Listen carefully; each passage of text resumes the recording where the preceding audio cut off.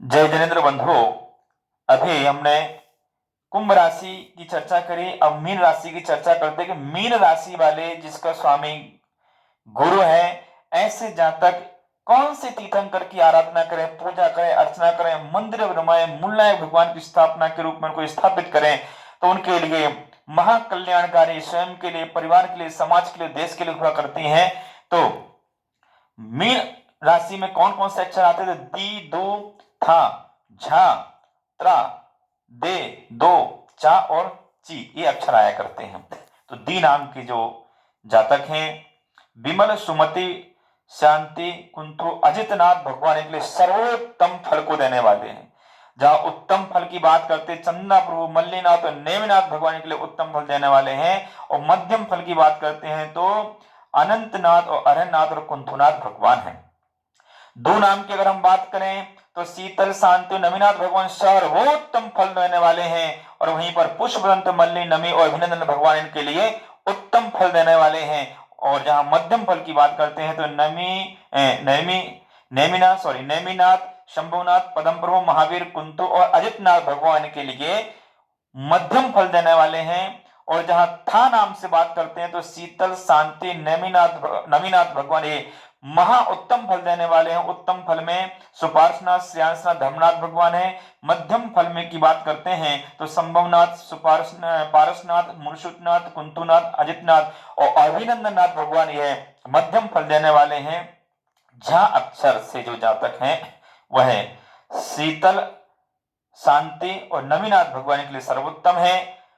चंदा प्रभु और धर्मनाथ इनके लिए उत्तम है। संभवनाथ, अभिनंदननाथ, सुमतिनाथ, बासपुज भगवान इनके लिए मध्यम फल देने वाले हैं। त्रा अक्षर से जातक हैं पुष्यदंत, धर्मनाथ भगवान इनके लिए उत्तम है, कल्याणकारी है, सर्वोत्तम है। उत्तम में आदिनाथ, शांतिनाथ, अनंतनाथ, अरहनाथ और सुमतिनाथ भगवान हैं। और मध्य में विमल, पदम प्रभु, महावीर और नेमिनाथ भगवान है। दे अक्षर से जो जातक हैं उनके लिए शांति, नेमि और सौमतिनाथ भगवान सर्वोत्तम है। बासपुष, पार्श, नेमिनाथ इनके लिए उत्तम है। और कुंतो, महावीर, पदम प्रभु, पारसनाथ, चंद्रप्रभु, अजितनाथ यह मध्यम है। चा अक्षर से पुष्पदंत इनके लिए सर्वोत्तम है। विमल, अनंत, अरह, शांति और आदिनाथ भगवान इनके लिए उत्तम फल देने वाले हैं। पारसनाथ, सुपार्शनाथ, संभवना, अभिनंदन, चंद्र भगवान यह मध्यम फल को देने वाले कहे गए हैं। पुष्पदंत, मल्ली, नमी, पार, धर्म और चंद्रप्रभु और आदिनाथ ची अक्षर वाले जातक के लिए सर्वोत्तम फल देने वाले हैं। और शांति, मुर्शुतनाथ और शीतलनाथ ची अक्षर वालों के लिए उत्तम फल देने वाले हैं। और श्रेयांसनाथ भगवान के लिए मध्यम फल देने वाले कहे गए हैं।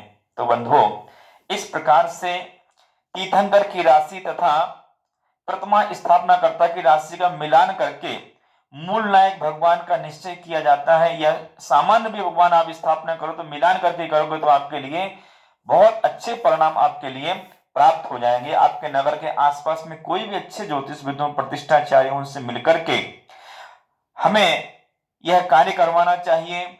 और खाली हाथ कभी भी किसी भी विद्वान से कोई भी कार्य, एक प्रश्न का अगर आप फल चाहते हो किसी विद्वान से कि भाई मेरा बेटा विदेश जाना चाहता है और उसमें इस तारीख को जाए अथवा ना जाए, इतना भी आप पूछ रहे हैं तो आप बिना उनको फल दिए बिना कोई भी प्रश्न ना करें, नहीं तो प्रश्न आपका निष्फल ही जाएगा। ये ज्योतिष शास्त्र का नियम है। आज ये लोगों के मन में धारणा बनती चली जा रही। हमारे अपने वाले जब फोन उठाए तब पूछ लेते हैं भैया जी ऐसा बता दो, भैया जी वैसा।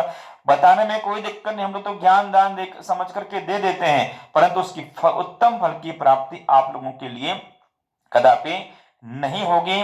तो ज्योतिष शास्त्र यह द्वादशांग अंग में एक अंग है, विद्यानुवाद नाम का, भगवान की वाणी में खड़ा हुआ है। हमें इन ज्ञानों का, भगवान की वाणी का उल्लंघन नहीं करना चाहिए, क्योंकि सम्य दृष्टि जीव भगवान की आज्ञा मान करके चलता है, कभी उल्लंघन नहीं करता है। अगर उल्लंघन कर रहे हैं मात्र आत्म प्रभावना के लिए, अपने स्वयं के प्रभावना के लिए, या समाज में प्रभाव ना हो जाए, अपना मान सम्मान हो जाए, उसके लिए आप ज्योतिष शास्त्रों का उल्लंघन कर रहे हो, मुहूर्तों को उल्लंघन कर रहे हो, तो आप सम्यक दृष्टि नहीं हो सकते। आप अपने भवों को बिगाड़ रहे हो, ये आप ध्यान रखना।